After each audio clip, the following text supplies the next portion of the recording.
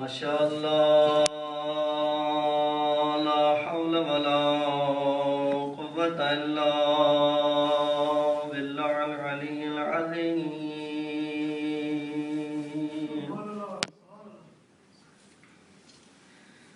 اعوذ باللہ من الشیطان اللعین الرجیم. بسم اللہ الرحمن الرحیم.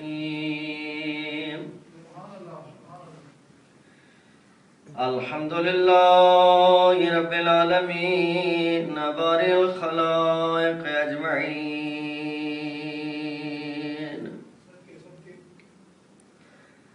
ثم الصلاة والسلام على سيدنا ونبينا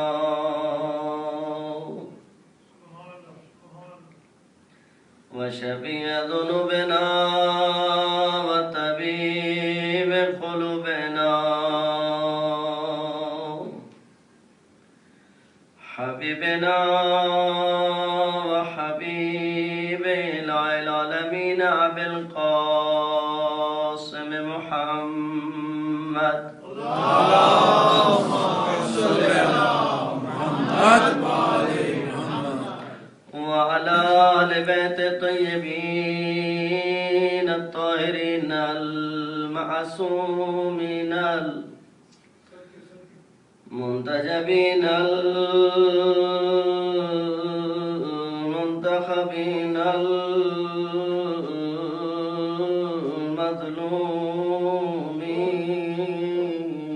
المظلومين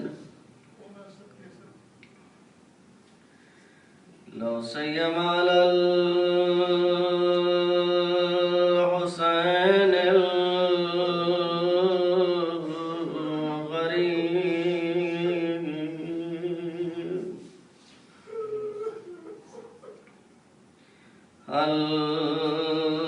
المقتول في أرض كربلاء بلا جرم ولا خطأ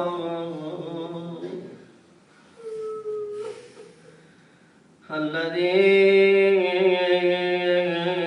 جسمه ريان الذي غسله دمه الذي كفنه رمال أرض كربلاء الذي قال في آخر الوقت يا زينب يا أم كلثوم يا سكينة يا رباب يا بزة عليكن مني السلام ورحمة الله على محبهم ومواليهم وشيعتهم أجمعين واللعنة الدائمة على أعدائهم ملعونين من أول دار إلى الآن ومن الآن إلى قيام يوم الدين. أما بعد فقد قال الحكيم في محكم كتابه وقال الحق وهو أصدق القائلين.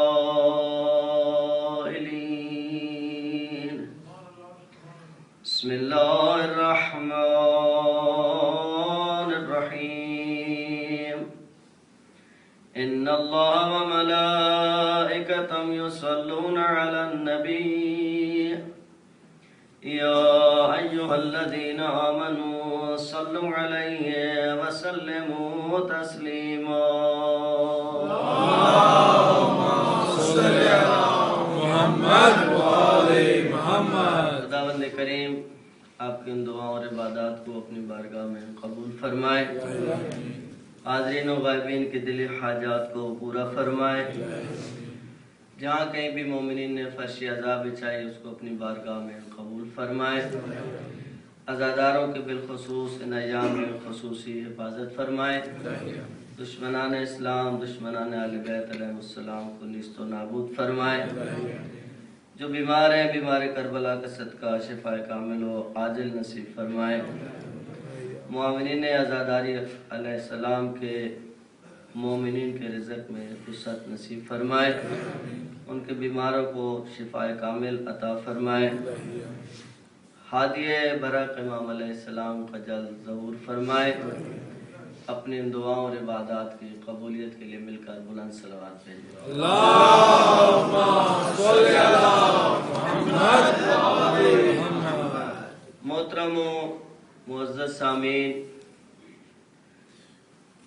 جس آیہ کریمہ کو مسلسل آخری ایام میں آپ کی خدمت میں تلاوت کیا جا رہا ہے، اس کا اہم ترین میسج ولایت امیر المومنین علی ابن ابی طالب علیہ السلام۔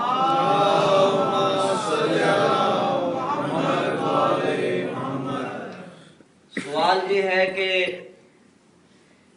جس ولایت کو ہم اتنی عظمت کے ساتھ تذکرہ کرتے ہیں، جس ولایت کے اتنے فضائل ہم بیان کرتے ہیں، جس ولایت کے اوپر چند دن سے گفتگو ہو رہی ہے، اس کے فضائل، اس کی خوبیاں، اس کی اہمیت کا تذکرہ ہو رہا ہے، وہ ولایت ہے کیا؟ ہم سے کیا تقاضا کیا گیا؟ غدیر میں ولایت امیر المومنین کا تقاضا، اور یہ جملہ میں نے تکرارن اس لیے عرض کیا کہ ہمارے ذہنوں میں یہ بات پختہ انداز میں بیٹھ جائے کہ غدیر کے میدان میں محبت کا تقاضا نہیں ہے، ولایت کا تقاضا ہے۔ محبت کے تقاضے اور ہیں۔ محبت میں بیعت نہیں لی جاتی، محبت میں بیعت نہیں لی جاتی، ولایت میں بیعت لی جاتی ہے۔ 1,20,000 آدمیوں سے فردن پیغمبر نے بیعت لی ہے۔ خواتین بھی شامل ہے، البتہ ان کی بیعت کا انداز تبدیل ہو گیا، لیکن عجیب ہے، آپ تاریخ غدیر کو اٹھا کے دیکھیں کہ ان 3 دنوں میں فقط اور فقط اگر وقفہ ہوتا تھا تو وہ نماز کا ہوتا تھا۔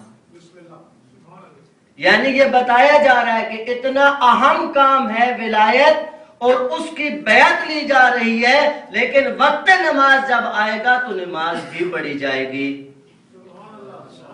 آج ہمارے جلوسوں میں، آج ہماری عزاداری میں لوگ کہتے ہیں کہ ہم کیا جلوس کو روک کے نماز پڑھیں؟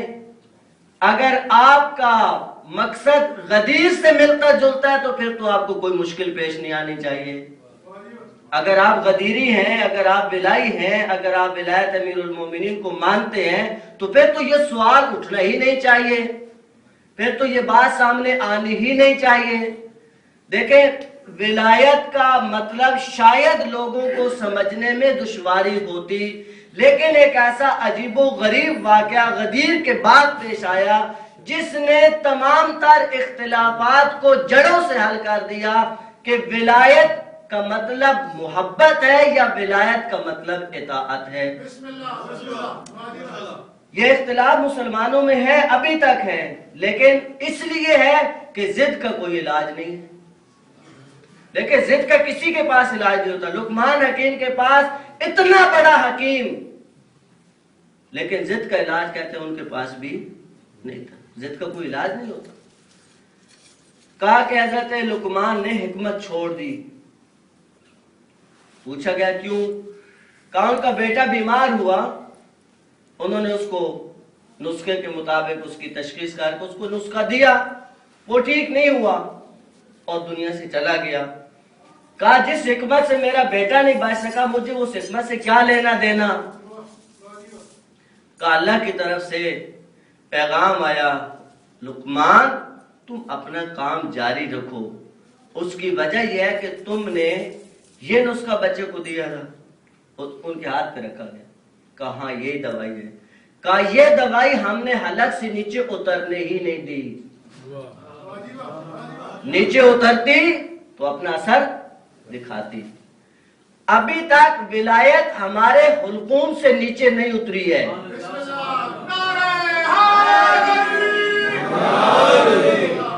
ہماری ولایت زبان کی ولایت ہے، عمل زبان سے کہہ بھی دیا لا الہ تو کیا حاصل، دل و نگاہ مسلمان نہیں تو کچھ بھی نہیں۔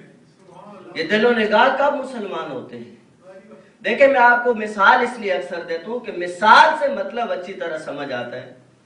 یہاں تو اللہ کا شکر ہے کہ حادثات کم ہوتے ہیں ہمارے دیکھنے کے، جب ابھی تک مشاہدہ، اللہ کا شکر ہے، شکر ہی کرنا چاہیے۔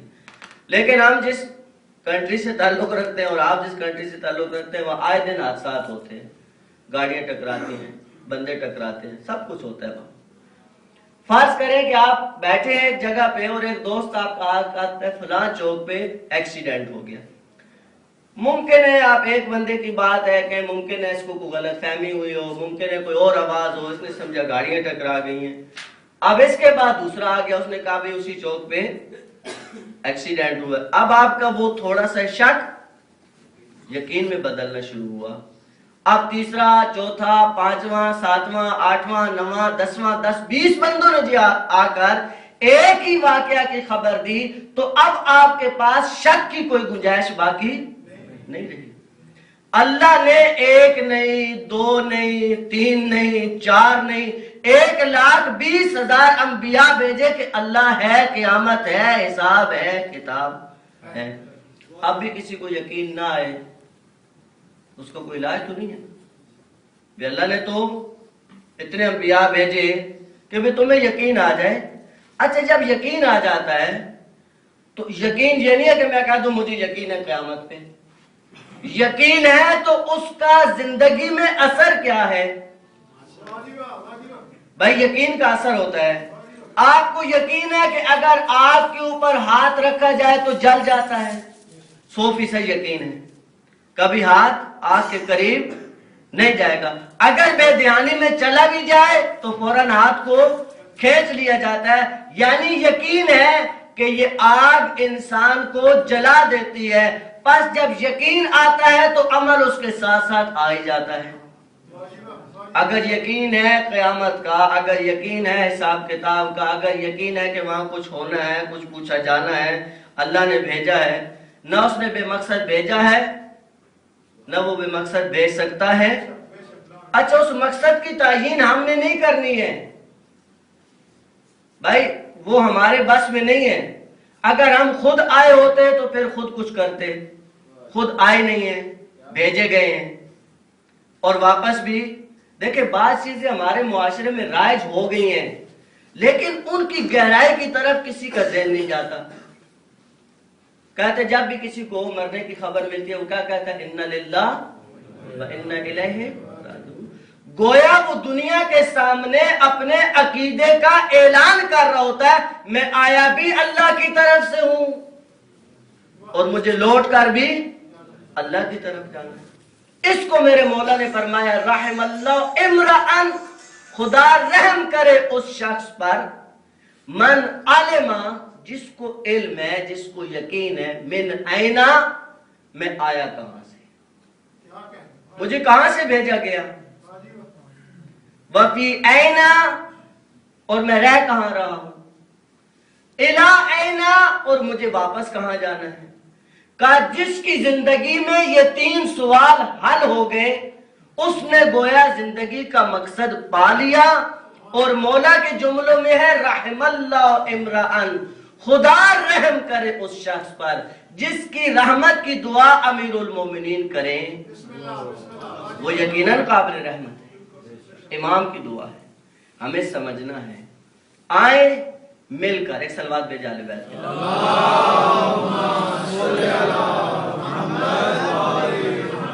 مولا کا غدیر میں اعلان ہو گیا، اس کی طول و تفصیل آپ کے ذہنوں میں ہے، آپ کو علم ہے۔ اب اختلاف ہے کہ حارث وہاں پہ تھا یا مکہ میں تھا۔ بالآخر اس کو پتہ چل گیا इसको किसी ने आके बताया, देखे ना, या भी मजलिस होगी, मजलिस में बहुत सारी बातें होती हैं जो काबिल तबसरा होती हैं, फिर मोमिन बाहर खड़े होते हैं, वो आपस में तबसरेकार होते हैं, मौलाना साहब ने ये कहा, मौलाना साहब ने ये कहा। किसी के वो मतलब की बात हो तो वो खुश होता है, नहीं तो फिर वो तबसरे बहरहाल हर गुफ्तगू पे होते हैं। अगर मुझ नाचीज की गुफ्तगू पे तबसरे होते हैं तो गदीर पे कोई तबसरा नहीं हुआ होगा।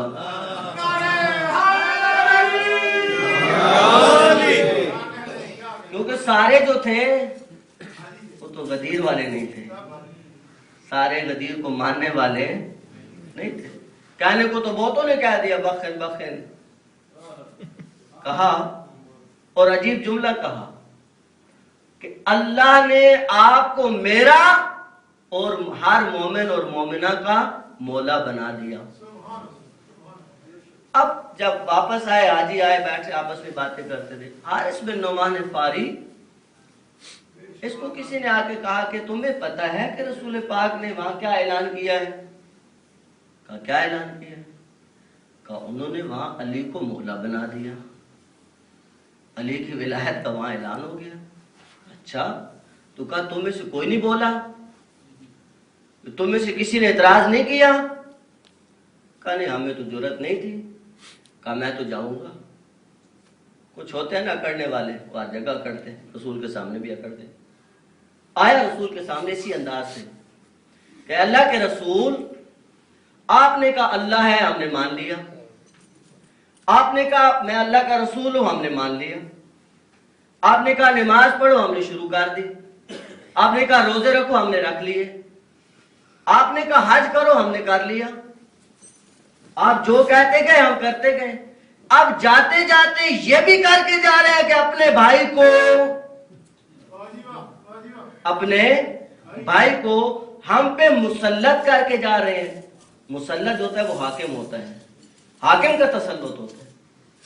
रसूलुल्लाह ने कहा मैंने खुद तो कोई काम कभी नहीं किया, मैं कोई काम अपनी मर्जी से नहीं करता। अल्लाह का हुक्म आता है मैं कर देता हूं।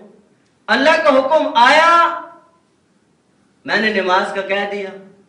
अल्लाह का हुक्म आया, मैंने रोजे का कह दिया। अल्लाह का हुक्म आया, ये हलाल है, मैंने बता दिया, ये हराम है, मैंने बता दिया। अल्लाह के हुक्म आते गए, मैं तामील करता गया। अब ये भी अल्लाह की तरफ से हुक्म आया कि मैं अली मौला की विलायत का ऐलान करूं, सो मैंने कर दिया। का वाकईन आपने अल्लाह का हुक्म सुनाया है। अभी वो अड़ा हुआ है अपनी बात पे। कहा जाहिर है कि मैं अल्लाह का नबी हूं, मैं अल्लाह का हुक्म सुनाता हूं। कहा अच्छा, अगर ये बात है तो वो मैं सामने जाके खड़ा होता हूं और मैं दुआ मांगता हूं।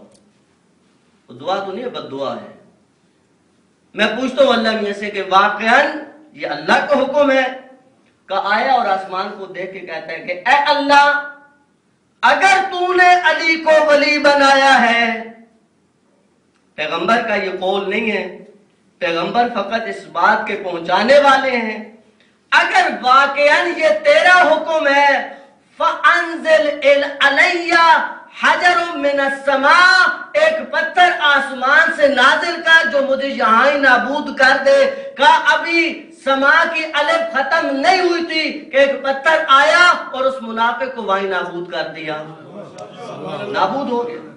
लेकिन इसने नाबूद होके बता दिया कि हमने अली के माना में कोई शक व शुबा नहीं रखना। अली की विलायत का ऐलान हुआ है, अली की मोहब्बत का ऐलान नहीं हुआ। हो गया ऐलान। आप समझ आ गई भाई? ये वाकया तकरीबन हर तफसीर में है। किसी तफसीर को आप उठा के देखें, इस हारिस बिन नुमान फारी, हारिस बिन नुमान इसका नाम है, फार कबीले का नाम है, उसी हवाले से ये मशहूर है। अब हमें देखना है रसूल की जबान से, अभी गदीर का ऐलान नहीं हुआ। एक शख्स कहता है कि अल्लाह के रसूल बताए वली कौन होता है, वली खुदा किसे कहते हैं? पैगंबर ने फरमाया वली खुदा अगर दरख्त को चलने का हुक्म दे तो वो चल पड़े।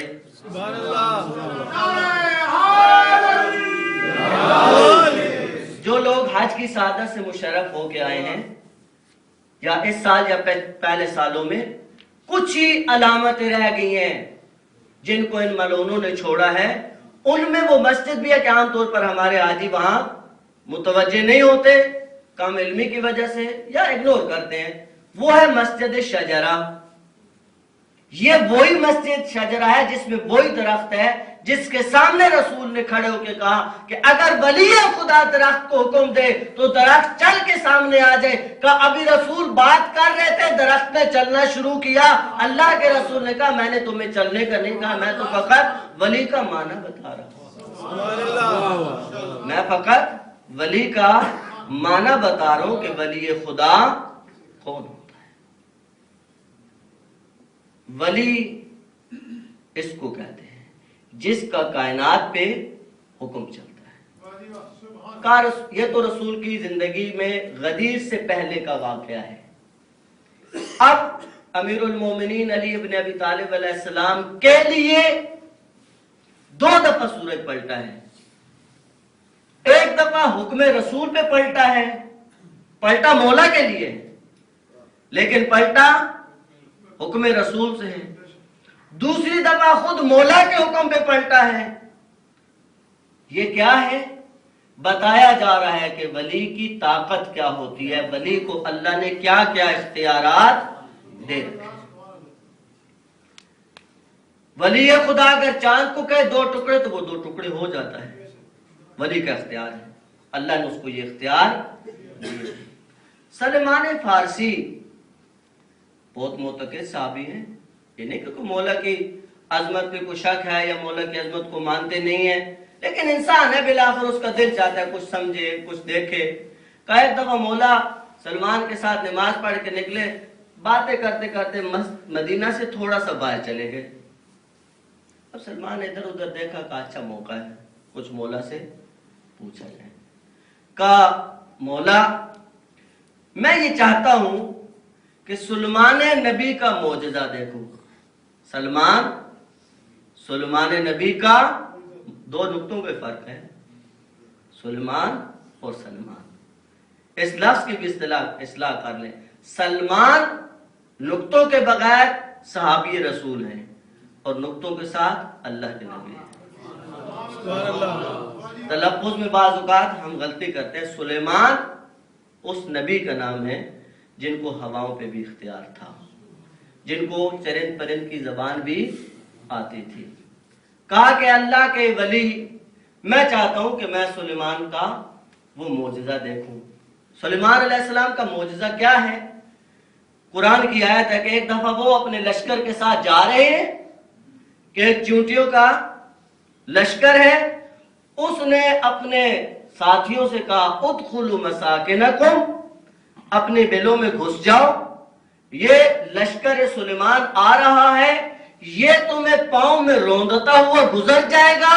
وہم لا یشعرون, یہ جان بوجھ کے یہ کام نہیں کریں گے, انہیں پتہ بھی نہیں چلے, انہیں پتہ بھی نہیں چلنا اور تم نے ہلاک ہو جانا ہے. لہذا بچنے کا واحد طریقہ یہ ہے کہ اپنے بلوں میں گھس جاؤ. قرآن کہتا ہے فتبسم ضاحکا من قولها. حضرت سلمان کیونکہ سنتے تھے اور ان کی زبان کو سمجھتے تھے, کہا اس کی بات کو سنا. قرآن نے یہاں تک ہی نقل کیا ہے فتبسم ضاحکا من قولها. اللہ کے نبی اس کی بات کو سن کر مسکرائے. اب روایات آتی ہیں, روایات آتے ہیں کہ حضرت سلمان نے اس چونٹی کو اپنے ہاتھ میں یوں اٹھایا اور ایک عجیب سا سوال کیا. کہا تو بتا تو افضل ہے یا میں افضل ہوں؟ اب اگر کوئی انسان بھی ہوتا تو کہتا بھئی آپ نبی خدا ہیں. اب چونٹی ہے, سوچ میں پڑ گئی کہ اللہ کے نبی کو کیا جواب دوں.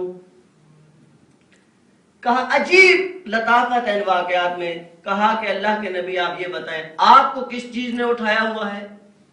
کہا مجھے ہوا نے اٹھایا ہوا ہے. کہا مجھے کس نے اٹھایا ہوا ہے؟ کہا اللہ کے نبی نے اٹھایا ہوا ہے. کہا آپ بتائیں جس نے آپ کو اٹھایا ہوا ہے وہ افضل ہے یا جس نے مجھے اٹھایا ہوا وہ افضل ہے؟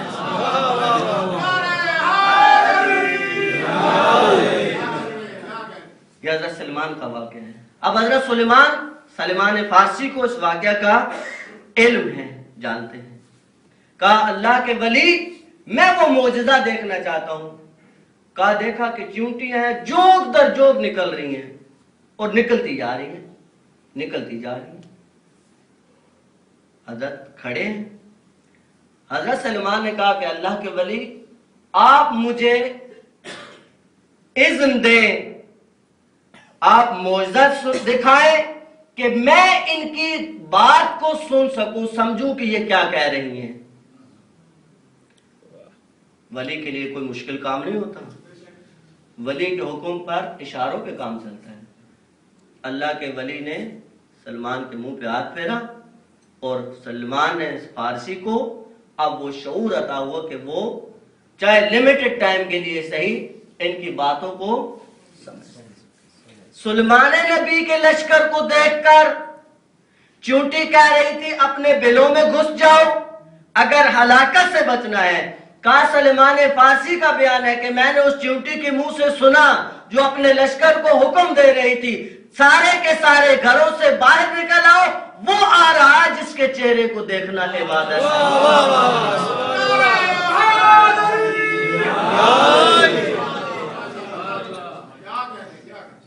اب وہ کہتے ہیں کہ بندے کو تھوڑی سی رعایت دی جائے نا تو وہ تھوڑا، اب حضرت سلمان کے لیے وہ لفظ استعمال نہیں کر سکتا، پھول گئے تھوڑے سے، تھوڑا چلو کچھ ہو گیا، تھوڑا کچھ اور بھی مولا سے پوچھے، تھوڑا سا آگے چلے. کہا کہ اللہ کے نبی ولی مجھے آپ وہ معجزہ دکھائیں جو حضرت عیسیٰ کے پاس تھا. حضرت عیسیٰ مردوں کو زندہ کرتے، اللہ کے نبی کے پاس طاقت ہے. بحکم خدا قم باذن اللہ، اللہ کے حکم سے کھڑا ہو جا، مردہ کھڑا ہو جاتا ہے. کہا یہ معجزہ بھی میں دیکھنا چاہتا ہوں. امام علیہ السلام نے کہا آسمان کی طرف دیکھ. حضرت سلیمان فارسی نے آسمان کی طرف دیکھا، پرندے ہیں جو ہوا میں اڑ رہے ہیں. مولا نے کہا اس پرندے کو بلا اپنے پاس، اشارہ کر. کہتے سلمان اشارہ کرتے رہے، وہ آنے کو تیار. مولا نے کہا تیرے کہنے پہ نہیں آئے گی، میرا نام لے کے پکار پھر دے کہ وہ کیسے آتا ہے. اب سلمان نے جب مولا کا نام لیا تو وہ فوراً سلمان کے ہاتھ پہ آ کے گرا. کہا اس کو ذبح کر. سلمان فارسی نے اس کو ذبح کیا. ذبح کرنے کے بعد مولا نے کہا اب اس کا سر لے اور اس کے جسم کے ساتھ ملا دے. اب جو ملایا کہا اس کو ہوا میں چھوڑ. اب چھوڑا وہ پھر ہوا میں اڑتا ہوا چلا. میرے مولا نے کہا اس کو واپس بولا. اب پھر واپس بلایا. کہا تاریخ میں ہے کہ 70 بار سلمان نے علی کے نام پر اس پرندے کو بلانا، اس کو ذبح کرنا، اس کا سر جوڑنا، یہ پھر ہوا میں چلا جاتا. سلمان فارسی حیران ہے، یہ پرندہ ہے، یہ حیوان ہے، اتنا موتی ہوتا ہے ولی خدا کا. اب ذہن میں خیال آیا کہ شاید اس کو جب میں کاٹتا ہوں درد ہوتا ہے یا نہیں ہوتا. اب سوال آیا ذہن میں، مولا نے کہا بلا لو. پھر بلا لیا. کہا مولا مجھے آپ اذن عطا فرمائیں کہ میں سے پوچھوں. اب سلمان فارسی نے کہا ہے پرند یہ بتا کہ جب میں تیری گردن کاٹتا ہوں تو تجھے درد نہیں ہوتا؟ 70 بار تیری گردن کو کاٹا، کیا تجھے درد نہیں ہوا؟ کہا کیسی باتیں کرتے ہیں، یہ ایک فطری عمل ہے. یہ کیسے ممکن ہے کہ چھری رکھی جائے، گردن کاٹی جائے، رگیں کاٹی جائیں، جسم کو جدا کیا جائے اور درد نہ ہو؟ درد تو ہوتا ہے. تو پھر کہا پھر ولایت کے لیے سب کچھ برداشت کرنا پڑتا ہے. سبحان اللہ. کہا کہ جب علی کی ولایت آ جائے تو کہا جب میں تجھے بلاتا ہوں تو کیوں بار بار واپس آتا ہے؟ کہا تجھے نہیں پتا تو کس کے نام پہ بلاتا ہے؟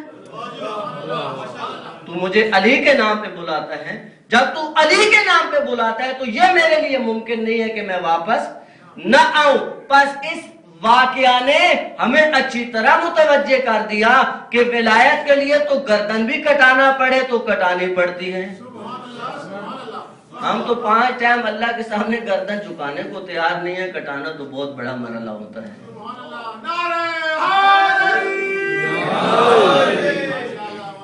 इस वाक़े ने बताया, देखो कुर्बानी देना पड़ती है। विलायत का मतलब होता है इताअत, कि जब इमाम हुक्म दे दे तो जितनी भी बुलंदी पे परवाज कर रहे हो वापस आ जाओ, इमाम का हुक्म मानो, इमाम की हर बात को तस्लीम करो। ये है मौला की विलायत। अच्छा, मौला ने हमें भी कुछ कहा या नहीं कहा? उस परिंदे को तो इम्तिहान में डाला मौला ने, हमें भी किसी इम्तिहान में डाला या आजाद छोड़ गए, जो मर्जी है करो। आप यहाँ बैठे हैं, मुझे बताएं, अपनी औलादों की फिक्र में होते हैं या नहीं होते? होते हैं। जो भी इस बात को दिल से तस्लीम करता है कि हर बाशऊर इंसान को अपनी औलाद की फिक्र होती है, वो एक बुलंद सलवात भेजे।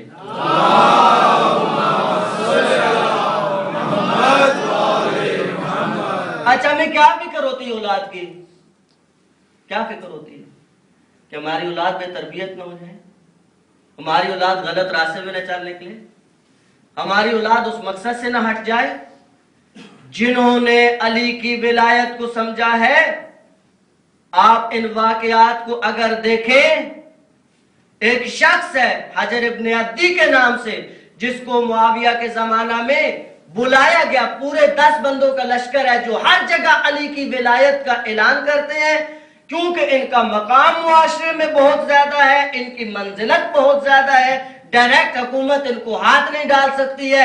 एक दफा हजर इब्न अद्दी को गिरफ्तार किया गया, इतना प्रेशर पड़ा हुकूमत पे, हत्ता कि अज़वाजे नबी की तरफ से भी प्रेशर जब क्रिएट हुआ तो ये छोड़ने पे मजबूर हुए। लेकिन हाकिम वक्त किसी तरीके से भी इनको कत्ल करना चाहता है कि अगर एलानिया कत्ल करता हूं तो मेरी बहुत ज्यादा मुखालफत बढ़ जाएगी, का इनको शाम में बुलाया जाए और रास्ते में अपने कारिंदों को हुक्म दिया कि ये कहीं आधे रास्ते में उन्हें जंगल में कहीं मार देना। हम कहेंगे हमें तो नहीं पता किसने मारा है, किसी ने मार दिया हो, हमें क्या पता है। का ये आए 10 लोग हैं, हजर इब्न अद्दी इसका बेटा है और कई लोग। कहा कि पहले इनसे मेरी बैत का तकाजा करना, अगर तू मान गए तो फिर छोड़ दो, नहीं माने तो फिर इनका काम तमाम। जब बैत का तकाजा किया गया, उन्होंने कहा ये तो नामुमकिन सी बात है, इस पे तो बात ही न करें। कहा फिर आप तैयार हो जाएं, आपको कत्ल किया जाएगा। कहा कत्ल करें, हम तैयार हैं।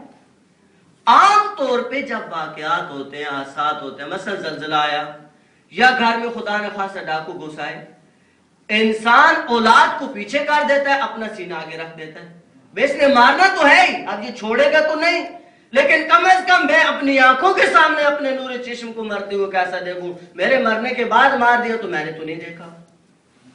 का तारीख का ये अजीबो गरीब वाक़या हजर इब्न अद्दी का। कहा जब वाकयात शुरू हुए, कत्ल का हुक्म सादर हो गया, हजर इब्न अद्दी ने कहा पहले मेरे बेटे को कत्ल करो, बाद में मुझे कत्ल करना। वो कातिल था लेकिन सोच में पड़ गया, कहा कि ये खिलाफे फितरत सी बात है, ये खिलाफे फितरत सी बात है। ये कैसे हो सकता है कि एक बाप अपनी आंखों के सामने बेटे को ज़िबा कराए। कहा कि भाई ये क्या बात हुई, तो ये क्यों कह रहा है? कहा देखो मैं बूढ़ा हूं, मैं अली की विलायत में बहुत पुख्ता हूं, ये जवान है, ये फिसल सकता है, मुमकिन है कि मेरे कत्ल के बाद इसके पांव में लग़ज़श आ जाए, ऐन मुमकिन है आपके खौफ से वक्ती तौर पे सही अली की विलायत से फिर जाए। अगर मेरा बेटा अली की विलायत से फिर जाए तो मैंने क्या पाया, मैंने क्या हासिल किया। बस तुम पहले मेरे बेटे को मेरे सामने ज़िबा करो, उसके बाद तुम मुझे ज़िबा करो। ये वाक़यात सुनने सुनाने के लिए नहीं होते, इनको अपनी जिंदगियों में अप्लाई करना पड़ता है। जो अफराद विलायत के लिए जान दे के चले गए, हमें कुछ बता के गए कि तुम्हारे भी कुछ फराइज हैं। हमसे उन फराइज का तकाजा नहीं किया कि हमसे कहा नमाज पढ़ो, उसको भी हम 10 दफा सोचते हैं, जिसका फायदा वापस हमें पलट कर आना है। किसी को उसका फायदा। का नजफ अशरफ में एक मुजतहिद थे जो अमीरुल मोमिनीन अलैहिस्सलाम के हरम में आकर नमाज शब पढ़ते थे। बहुत से लोग हैं जो इस सादत से बहरमंद होते हैं जो वहां पर हैं। का वो अपने बेटे को भी तरगीब दिलाने के लिए उस टाइम उठा के साथ ले आते थे। उस वक्त रास्ते में एक फकीर बैठा होता था। वो अपने बेटे को एक दिन कहते हैं, बेटा मुझे ये बताओ कि ये फकीर जो बैठा हुआ है, अव्वल तो इस वक्त में इतने ज्यादा लोग आते नहीं हैं। भाई आम रूटीन की नमाज हो तो रश होता है, लेकिन नमाज शब बहुत कम लोग पढ़ते। फिर थोड़े से लोग सारे हरम में भी आके नहीं पढ़ते, कोई घरों में पढ़ता है, कोई हरम में पढ़ता है। कहा कि जितने लोग आ रहे हैं जरूरी नहीं है कि उनमें से कोई इसको कोई चीज भी देकर जाए, लेकिन फिर भी इस उम्मीद पे बैठा हुआ है शायद कोई मुझे खैरात दे दे। ये उम्मीद उसे इस वक्त उठा के यहां ले आती है। लेकिन हम जिसके दरबार में जा रहे हैं वहां यकीनन मिलता है, वहां यकीनन मिलता है। का एक शख्स ने इमाम से इस्तिखारा दिखाया। कहा क्या? कहा मैं इस्तिखारा दिखाना चाहता। ताजिर था। इमाम ने इस्तिखारा देखा, कहा इस्तिखारा मना है। सोच में पड़ गया। कहा काफिले भी आ रहे हैं, तिजारत का बाजार गर्म होगा, नहीं जाता हूं नुकसान होगा। इसी कश्मकश में इस्तिखारा भी इसीलिए दिखाया।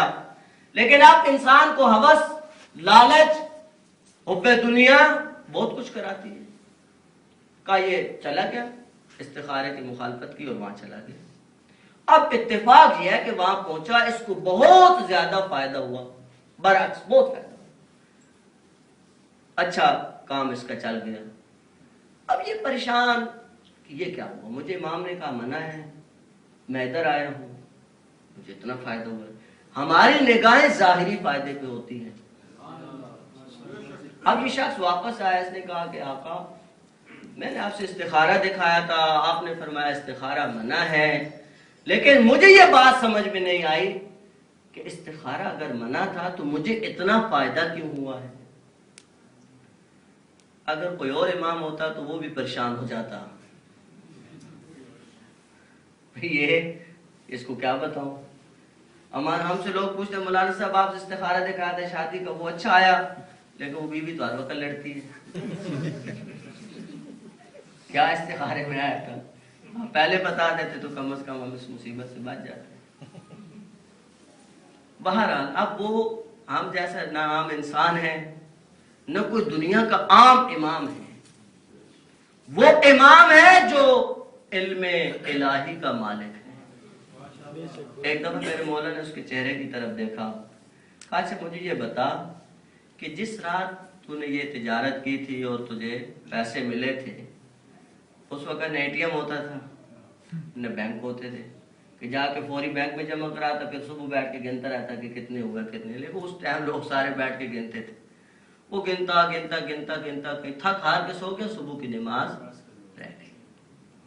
अब इख्तिलाफ है रिवायत में कि सुबह की नमाज रह गई या जमात से रह गया।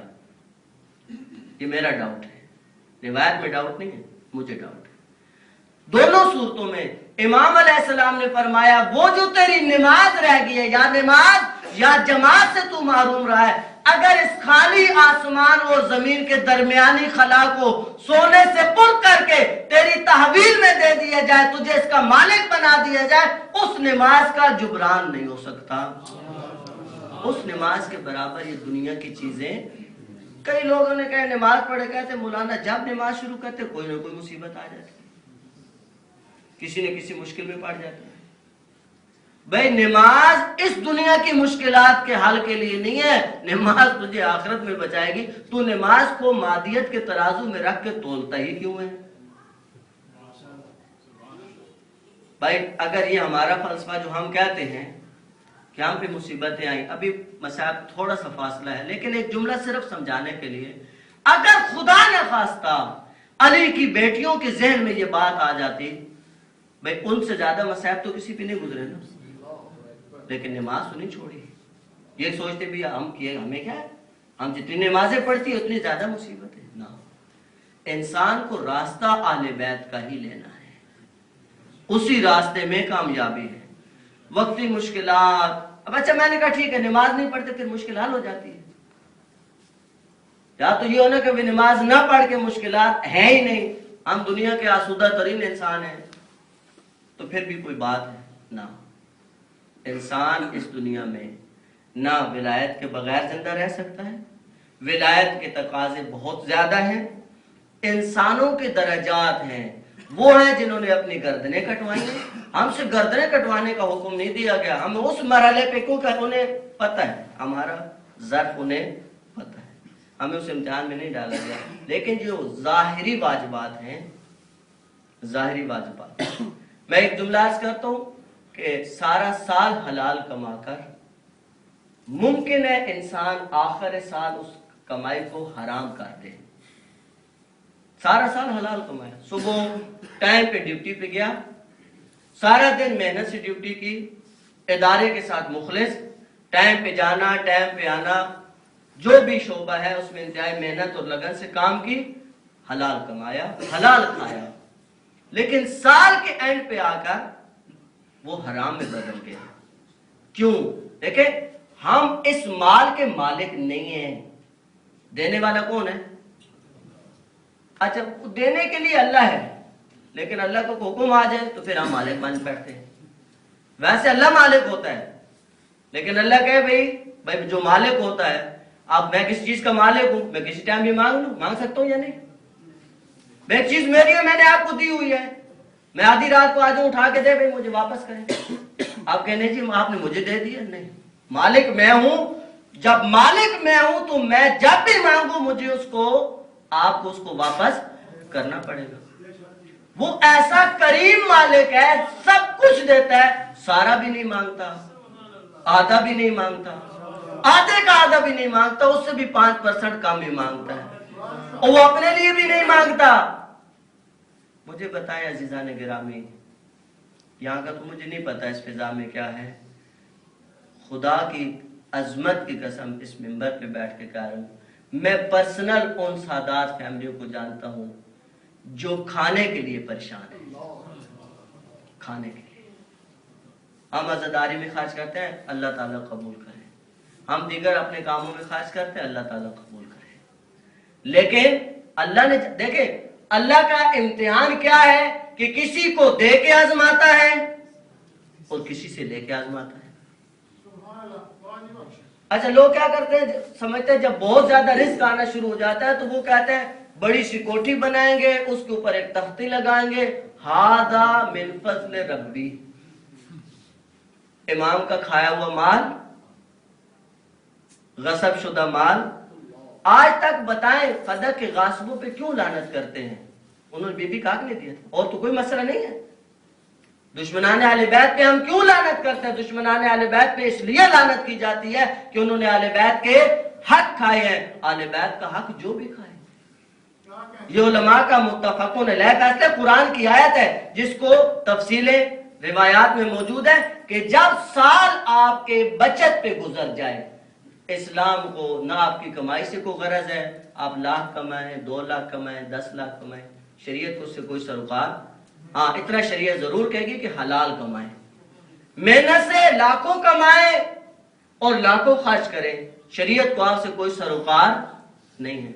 लेकिन जब साल गुजर जाए, अगर बच जाए, फिर भी शरीयत ने ये नहीं कहा कि है या नहीं, अगर बचा है, उस बचत में से 20वां वो ऑटोमेटिक इमाम का हो जाता है, वो हमारा रहता ही, हमारा नहीं होता, वो इमाम का ऑटोमेटिक।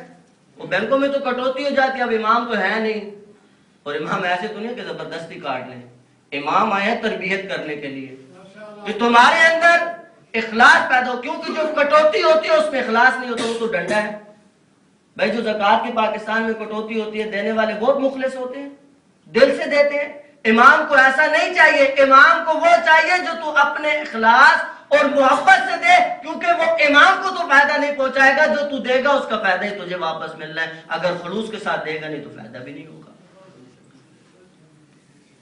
आज जिस जवान की शहादत के लिए हर जवान तड़पता है, ہر جوان کے دل میں درد ہے، یہ اہل بیت کی محبت ہے۔ دیکھیں کچھ چیزیں فطری ہوتی ہیں، ان کو تھوڑا سا اس فضا میں جا کے سمجھے تو پھر آپ کو سمجھ آئے گی کہ کربلا کی مائیں کیا ہیں، انہوں نے کیا قربانیاں دی۔ کربلا میں جتنے بھی جوان شہید ہوئے ہیں، چاہے انہوں محمد ہوں، چاہے حضرت علی اکبر ہوں، ان کی ماؤں کے سہاگ سالم تھے۔ جملہ جملہ سمجھ کے، میں بہت آہستہ پڑھوں گا لیکن سمجھ کے روئے۔ آج اس شہزادے کا غصہ دینا ہے جو یتیم حسن ہے۔ کا واقع کربلا سے 11 سال پہلے یا 13 سال پہلے امام حسن کی شہادت ہوئی ہے۔ حضرت ام فروا جوانی میں بیوہ ہوئی ہیں۔ جب کوئی بیوہ جوانی میں ہو جاتی ہے، اب اس کی واحد امید اس کی اولاد ہوتی ہے۔ بچہ چھوٹا سا ہوتا ہے نا، اس کو دیکھ دیکھ کے خوش ہوتی رہتی ہے، کبھی تو جوان ہو جائے گا، جب یہ جوان ہو جائے گا پھر میں اس کی شادی کروں گی، میں اس کی خوشیاں دیکھوں گی، اس کے گھر میں بچے ہوں گے، اس کے گھر میں رونق ہوگی۔ ظاہراً تو حضرت ام فروا جوانی میں بیوہ ہو چکی ہے، لیکن حسن کی نشانی کو دیکھ دیکھ کر حضرت ام فروا زندہ ہیں۔ اسی قاسم کو دیکھ کر ام فروا کی تمام امیدیں اس دنیا میں سے قائم ہیں۔ کہا جب میرے مولا کی شہادت کا وقت قریب تھا، جگر کے ٹکڑے کٹ کٹ کے باہر آ رہے تھے، مولا سے بولا نہیں جا رہا تھا، مولا سے حرکت نہیں ہوتی تھی، اشارے سے میرے مولا نے ام فروا کو قریب بلایا۔ حضرت ام فروا قریب آئی ہے، میرے مولا فرماتے ہیں یہ تعویذ ہے، جب میرا قاسم تھوڑا سا بڑا ہو جائے، جب اس کی عمر تھوڑی سی بڑھ جائے، اس کے کاندھے کے ساتھ یہ تعویذ باندھ دینا، اور کبھی کوئی مشکل وقت آ جائے، کبھی کوئی مشکل وقت آ جائے، پھر اس تعویذ کو کھول کے دیکھ لینا، وہ قاسم کی مشکل حل ہو جائے گی۔ لیکن جس کا حسین جیسا چچا ہے، جس کا قاسم کا عباس جیسا چچا ہے، اس کو کیا مشکل ہو سکتی ہے؟ ظاہری اعتبار سے قاسم کو جوانی تک کوئی مشکل نہیں ہے، لیکن 28 رجب کو جب قافلے تیار ہوئے ہیں تو حسن کی بیوہ بھی اس قافلے میں شریک ہے، اپنے جوان بیٹے قاسم کو لے کے حسین کی میت میں۔ یہ ولایت مولا ہے۔ ان بیبیوں نے بھی سمجھایا ولایت کیا ہوتی ہے، حکم امام کیا ہوتا ہے، حکم امام پہ کیسے قربان ہونا ہوتا ہے۔ کہتے یہ سارا قافلہ چلا ہے چلا ہے چلا ہے، عاشور کی رات آ گئی۔ عاشور کی رات کو میرے مولا نے 2 حصوں میں تقسیم کیا، ایک رات جس میں میرے مولا نے اپنے چاہنے والوں کا امتحان لیا ہے اور بیویوں کا بھی امتحان لیا ہے، اور آخری رات کا جو پہر ہے وہ آدھی رات کے بعد میرا مولا آ کر فرش مصلی پہ بیٹھا ہے، جائے نماز پہ بیٹھا ہے، میرا آقا عبادت میں مصروف ہے۔ کہا آقا عبادت میں مصروف ہے، جیسے میرے مولا کو احساس ہوا کہ کوئی جوان میرے ساتھ آ کر بیٹھا ہے، یوں پلٹ کے آقا نے دیکھا، کہا کوئی اور نہیں ہے، وہ حسن کی نشانی، وہ قاسم اپنے چاچا کے پاس ہے۔ کہا بیٹا آج آخری رات ہے، ہر بیٹا اپنی ماں کے پاس آرام کر رہا ہے، بیٹا قاسم تو بھی چلا جا، تو میرے حسن کی نشانی ہے، مجھے دیکھ کر اپنا بھائی حسن یاد آتا ہے۔ بیٹا قاسم تو جا اپنی ماں کے پاس آرام کر۔ چھوٹے چھوٹے ہاتھ جوڑ کے کہتا چچا مجھے ماں نے تو بھیجا ہے، مجھے ماں نے بھیجا ہے۔ ماں مجھ سے کہتی ہے قاسم جا کے پوچھ کے آ، کل جو شہید ہوں گے کیا ان شہداء کی لسٹ میں تیرا نام ہے یا نہیں؟ میں امتی ہوں، میں سید زادی نہیں ہوں، میں زہرا کی بیٹی نہیں ہوں، کل یہ نہ ہو کہ اگر میں تجھے شہید نہ کر سکوں تانے دے گی امت، اگر امتی امتی ہوتے ہیں۔ نہیں، زہرا کی بہوؤں نے کیا لاج رکھی ہے مولا کی، کیا لاج رکھی ہے کربلا کے اندر۔ خدا کی قسم اگر زینب نے انہوں محمد کو قربان کیا ہے تو قربانی بہت بڑی ہے، لیکن زینب نے زہرا کا دودھ پیا ہے، زینب کی تربیت علی جیسے امام نے کی ہے۔ معصوم बाप की, मासूम माँ की बेटी अगर इतना जज्बा देखा है तो मकामे ताज्जुब नहीं है, लेकिन एक उम्मती घराने की खातून है, लेकिन वो ज़हरा की बहू है। कहा बेटा कासिम जरा जान अपने भी शामिल है। कहा बस असगर का नाम आना था। कासिम की उम्र छोटी जरूर है, लेकिन ये हैदर का पोता है, ये हसन की निशानी है। एक दफा गैरत ने जोश गाया और देख के कहते चाचा क्या ये बेहया हमारे खैमों में आ जाएंगे, क्या ये बेहया हमारे खैमों में आ जाएंगे। अब मेरा आका क्या जवाब दे कि मुझे असगर को कैसे ले जाना है। अब असगर अब यकीन हो गया कासिम को, अब अपनी माँ की खिदमत में हाजिर हो गए और कहा कि हाँ ज़ाहिरन जो आका ने फरमाया मुझे यकीन है कि कल की शुहदा की लिस्ट में मेरा नाम है। खुदा की कसम असरे आशूर तक शुहदा शहीद होते रहे, उन्होंने मोहम्मद की शहादत हो चुकी है। कहते कासिम की माँ परेशान है, कभी कहने में इधर फिरती है, कभी कहने में उधर फिरती है। कहा कासिम मुझे शर्म आती है, ज़ैनब क्यों ना मोहम्मद कुर्बान हो चुके हैं, ज़हरा की नवाज़े कुर्बान हो चुकी है, मैं कल ज़हरा को क्या मुंह दिखलाऊंगी। कहा कासिम जाते आका की खिदमत में जाते, आका किसी न किसी बहाने से कासिम को वापस भेज देते। कभी कहते तू मेरे भाई की निशानी है, कभी कहते तू यतीम भतीजा है। कासिम वापस आ जाते, हुक्म इमाम है, वहाँ बोल भी नहीं सकते हैं, विलायत का माना भी समझते हैं। लेकिन एक दफा कासिम खैमों में वापस आया, कहते उम्मे परवा ने मुंह दूसरी तरफ कर लिया। कासिम क्या तू अभी जिंदा फिर रहा है? कासिम अभी तो जिंदा फिर रहा है। कहा मुझे चचा इजाजत नहीं देते, एक दफा आप इजाजत लेके दे, फिर देख तेरा बेटा कैसे शुजात दिखाता है। क्या तुम में परवा भी परेशान है और कासिम भी परेशान है। परेशानी माँ को क्या होती है कि उनके बेटे सलामत रहे, लेकिन ये अजीब है करबला की माँ है जिनके बेटे शहीद नहीं होते तो इनको परेशानी लगी हुई है। हमारी माए कहा, करबला की माए कहा, खुदा की कसम एक दफा ज़हरा की कनीज के ज़हन में ख्याल आया, मुझे मेरे सुहाग ने एक तावीज़ दिया था और ये भी फरमाया था ऐ परवा अगर कोई मुश्किल वक्त आ जाए। परवा की मुश्किल क्या है? कासिम शहीद नहीं हो रहा, कासिम की शहादत की परेशानी है। कासिम के बाजू से उम्मे परवा ने तावीज़ खोला, उस तावीज़ में लिखा था ऐ मेरा भाई हुसैन, ऐ मेरा भाई हुसैन, ये मेरी अदना सी कुर्बानी है, भाई मेरी कासिम की कुर्बानी को कबूल कर लेना। अगर कासिम शहादत के लिए जाना चाहे भैया हुसैन इजाजत दे देना। कहते हैं खुदा की कसम कोई क्या खुश होगा, वो खुशी का मकाम तो नहीं है, लेकिन चेहरे पे अजीब आसार नमूदार हुए। कहते अल्लाह तेरा शुक्र है, तूने मेरी मुश्किल को हल कर दिया। लेकिन इतना अदब है, इतना एहतराम है इमाम का, सीधी इमाम के पास नहीं आई है, वो तावीज़ लिया है, ज़ैनब के खैमे में आ गई। देख के कहती है ज़ैनब ये आपके भाई का तावीज़ है। ज़ैनब कभी अपने भाई हसन को भूली नहीं है, लेकिन भाई की तारीख को देखा ज़ैनब रो रही है। कहा मेरे भैया हुसैन को बुलाया जाए, हुसैन मौला तशरीफ लाए। कहा जी ज़ैनब क्या फरमाती है? कहा ये भैया की तारीख है, खुदा की कसम ज़हरा के लाल ने अपने भाई की तारीख को पढ़ा है, रोया ज़हरा का लाल, रोया ज़हरा का लाल।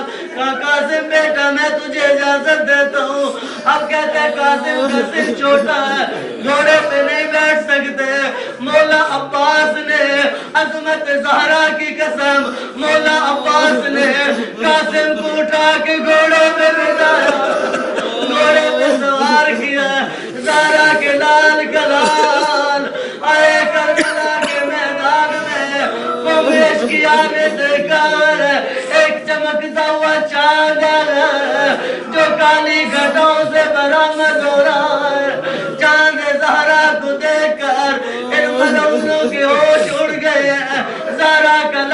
حملے کر رہا ہے, دشمنوں کو بنار کر رہا ہے. کہتے ایک بڑا ملعون ہے, وہ کہتے ہیں اگر یہ رکتا نہیں ہے میں اپنے بچوں کو بیچتا ہوں ایک ایک کر کے. یہ ملعون بچوں کو بیچتا رہا اور آخر میں جب دیکھا کہ کوئی کھال نہیں ہے, ان ملعونوں نے مل کے قاسم کے اوپر حملہ کیا ہے. اس وقت قاسم نے اپنے چچا کو آواز دی ہے, یا احمد ادرکنی, میرا چچا میری مدد ہوا. خدا کی قسم سب سے جلدی زہرا کا لال قاسم کی لاش پہ پہنچا ہے. کسی کی لاش اتنی جلدی نہیں, سب سے جلدی پہنچا زہرا کا لال. جب زہرا کا لال پہنچا ہے یہ ملعون پریشان ہو گئے. زہرا کا لال جلال میں ہے, ادھر کی گھوڑے ادھر کو دوڑے, ادھر کی گھوڑے ادھر کو دوڑے. کہتے کوئی شہید حسین سے وہ شفاعت نہیں رکھتا جو قاسم کو ہے. دو شہید ہیں جن کی لاش پہ گھوڑے دوڑے ہیں, ایک حسین کی لاش ہے.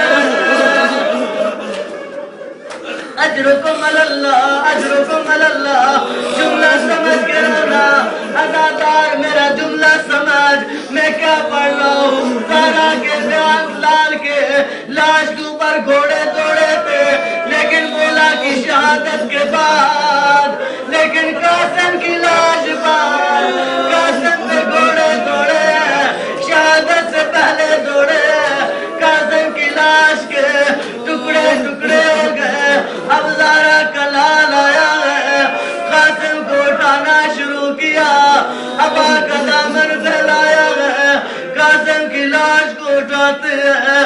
کہتے ایک شعر پڑھتے ہیں, گلی گم کر دیا می بویا پورا. یہ فارسی کا شعر ہے. امام حسین کی زبان حال کیا ہے, فرماتے میں نے ایک پل گم کر دیا. جس گلی کو اٹھاتا ہوں اس کو سونگتا ہوں. یہ قاسم کی لاش کا ٹکڑا ہے, اٹھا کے دامن میں رکھا ہے, اٹھا کے زہرا کا لال. یہ وتیرہ تھا گنج شہداء میں لاتے تھے. زینب استقبال کے لیے کھڑی ہوتی, ابھی بھی نے دیکھا حسین آ رہے ہیں لیکن لاشا نہیں اٹھا کے لا رہے. کہتے بھیا حسین قاسم کا لاشا کدھر ہے, مجھے ڈر لگتا ہے ماں دیکھے گی تو دل پھٹ جائے گا. قاسم کی لاش اس سبا کے دامن میں ہے. خدا کی قسم مروا کے کان پہ امام کی آواز پڑی ہے, کہتے آقا مولا مجھے دکھا میرے اللہ نے میری قربانی کیسے قبول کی ہے. زہرا کے لال نے ابا کے دامن کو زمین پہ رکھا ہے. مروا دیکھتی ہے اور کھڑی ہو گئی. کہتی کلثوم کو بلائے, زہرا کی بیٹیوں کو بلائے اور بیویوں کو بلائے. ساری بیویاں اکٹھی ہو گئی.